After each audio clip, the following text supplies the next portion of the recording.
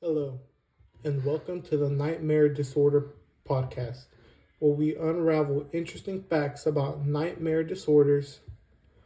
My name is Angel Ariano, and today we're diving into a fascinating yet unsettling world of nightmares.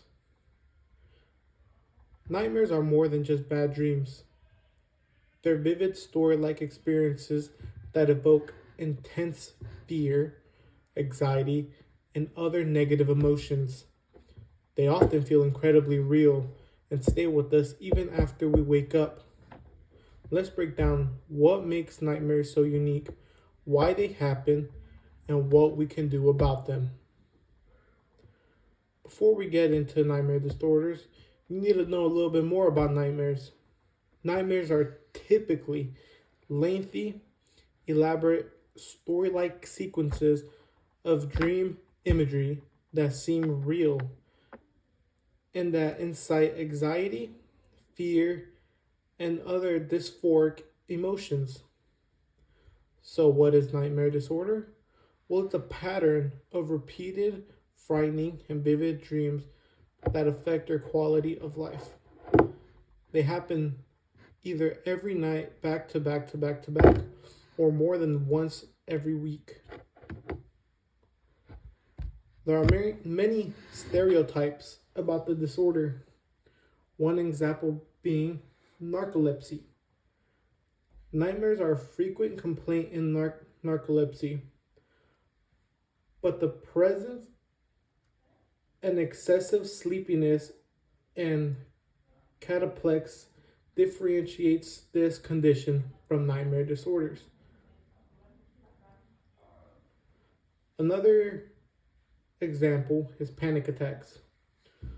Though they have the same symptoms of attacks arising during sleep, panic attacks can produce abrupt awakenings with autonomic arousal and fearfulness, but nightmares are typically not reported. And symptoms are like panic attacks arise during wakefulness. And a third one is rapid eye movement sleep behavior disorder.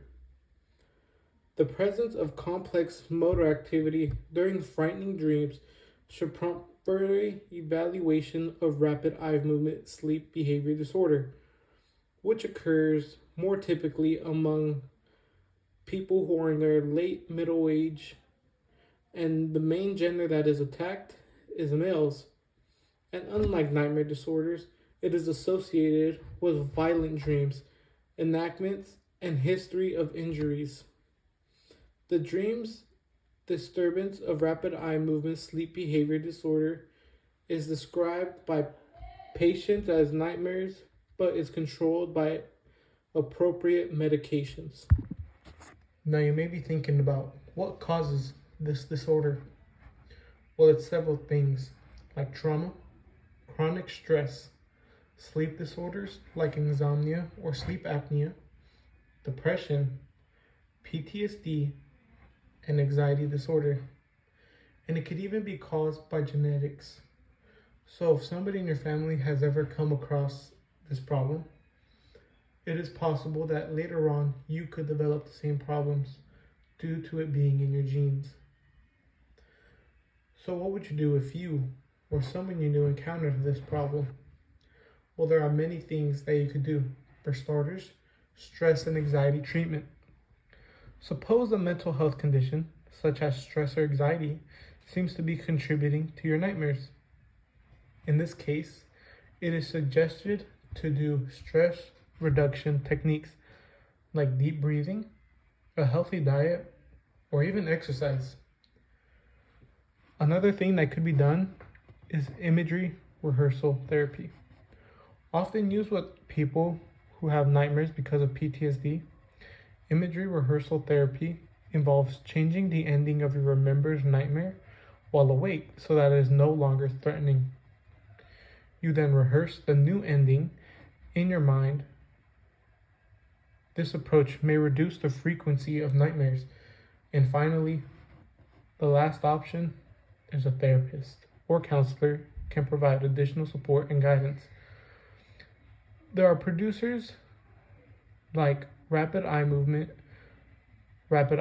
sleep, or imagery rehearsal therapy that psychologists or professionals help the patient with.